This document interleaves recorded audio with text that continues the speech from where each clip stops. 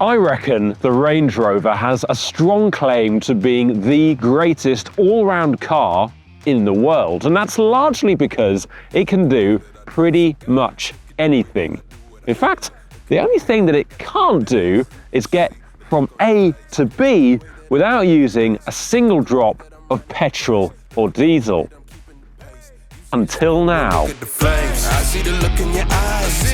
It be the look of surprise. That's just a part of the game. You gotta look for the prize.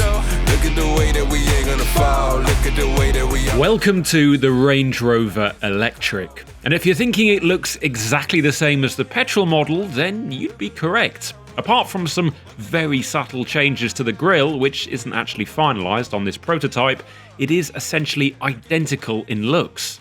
That's because JLR is at pains to point out that the new model will be Range Rover first, electric car second. There's no attempt to shake up the formula that currently sells around 140,000 Range Rover and Range Rover Sport models every year, because clearly it's working. What the EV version will do is open the car up to customers that will only consider an EV, as well as future-proof the model for territories with impending bans on the sale of new petrol and diesel vehicles. That doesn't mean, however, that the powertrain is the only thing that's new on this car. Land Rover claims that it is the quietest and most refined Range Rover ever.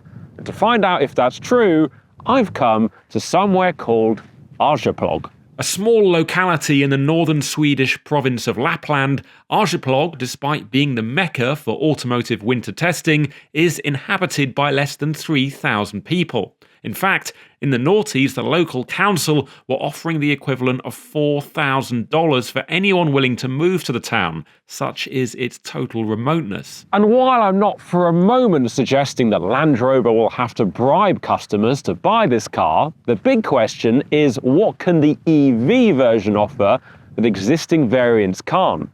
What's the incentive? Well, here's something that might sway you towards electric. Both Thomas Muller, Executive Director of Product Engineering, and Matt Becker, Vehicle Engineering Director, told me that the electric Range Rover would be their choice of all three fuel types, largely because of the refinement and dynamic possibilities that the powertrain offers. The former might seem obvious, but as Matt took me out for a passenger ride on a frozen lake no less, I asked him to go into a little bit more detail on the dynamic changes from ICE to EV. Yeah, I mean, with the physics that change, where the mass is distributed on an EV with having the battery low down and a reasonable amount of mass in the battery. Yeah. What we have to do, and what we've done on this car, is we've changed to dual rate springs to kind of manage the physical properties. Yeah. With EVs, as you accelerate, because the torque is so instant, you do have to manage the pitch angle of the car during acceleration and deceleration, which is why we've gone to the dual rate springs, and on top of that, we've got slightly different damping hardware. Same components, but the hardware or the valving within the damping has changed. On top of that, we've developed a new logic, which looks at the rate of acceleration, and as the rate of acceleration increases significantly, what we will then do is apply the damping level into the dampers via software a little bit sooner and earlier to keep the car nice and flat. Lovely. Okay, and I think you mentioned that the centre of gravity is also lower on this versus, say, a petrol V8. And how much lower is that, and how much of a difference does it actually make to how the car handles? Yeah, I mean, the C of G is probably, say, 50 or 60 millimetres lower than the internal combustion engine. And having that mass a little bit lower means that we can, in terms of the roll inertia of the car, is a little bit easier to manage, because if you've got the roll inertia higher up, then obviously you have to run stiffer anti-roll bars or stiffer springs to stop the car from rolling as quickly, where in this car we don't have to do that. And I think, as you notice when you've been out in the car, is actually the body control of the car is very Range Rover, but it's actually really nicely composed, and the front to rear heave motions are nicely balanced. Yeah, I mean, you haven't gone out to make something which is automatically a sports car. It still has to have a Range Rover feel to it, and it does. But you mentioned about the pitch and how that changes, and also matching up the brake pedal to that increased level of acceleration. Could you talk about that a bit? Yeah, so obviously with EVs, the torque is instantly available, so your rate of acceleration relative to throttle input is much quicker than the internal combustion engine. And what we found during development is what we wanted to do is complement not just the acceleration but the deceleration. So we changed the brake pedal characteristics to make sure that the customer or person who's experiencing the car gets that immediacy in connection and response. And what that doesn't mean is we've created a sports car like brake pedal. It means that it's still very nice and linear as you go into the pedal, but it's a lot more responsive than an internal combustion engine Range Rover would feel. It wouldn't have felt correct on an internal combustion engine Range Rover, but it certainly feels correct on this car. The performance that Matt is referring to is down to 2 electric motors, one on the front axle and one on the rear. Together, they make 542 brake horsepower and 627 pounds-foot of torque, good for 0 to 62 miles an hour in 4.5 seconds.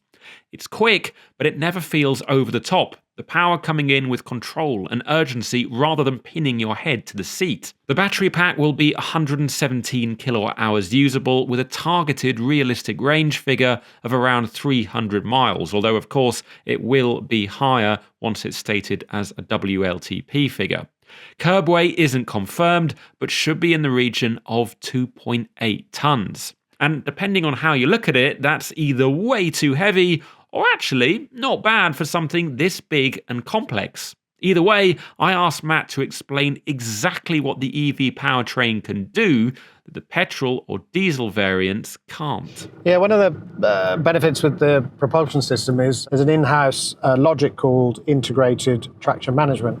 Yeah. And what that basically does is it makes the ability to respond at the tyre contact patch when you're in a slip event is 100 times faster than we can with a normal internal combustion engine. And the reason 100 times? It's 100 times faster.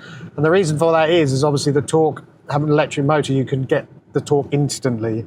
With an internal combustion engine, if you've got turbos or whatever type of internal combustion engine it is, there's always a latency in terms of when the tyre sees the slip to when the system responds through the various computers and how quickly an engine can respond. An engine cannot respond as quickly as an EV propulsion system can. We also did some light off-roading when the interior cameras weren't rolling, and Matt demonstrated how those response times help the car on soft ground. By being able to respond much faster to the changes in the grip detected by each wheel, the power can be used more effectively and more smoothly. Of course, out in the middle of nowhere, there is the question of where would you charge your electric Range Rover, but let's not go down that rabbit hole for the moment. Instead, Matt showed me what the Range Rover Electric could do when the Lake's health and safety marshal went off for a quick tea break. And I know you wouldn't typically drift a Range Rover, but you can. I mean, if I put an input in here, you can see that I can slide the car.